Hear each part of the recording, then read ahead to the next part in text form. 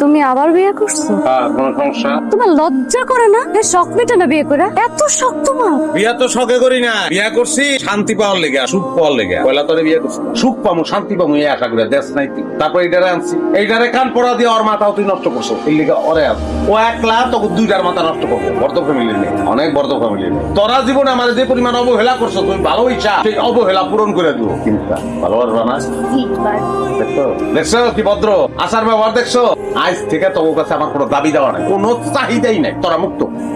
আর আমি পেয়ে গেছি আমার মুক্তা, আমি আমার মুক্তারে নিয়ে থাকবো। তোমার ভালোবাসবো, সেটাই আমার জন্য যথেষ্ট। চলো ঘরে চলো। আপনাদেরকে একটু সালাম করি। দেখ দেখ দেখ দেখ দেখ দেখ ভদ্রতা শিখ।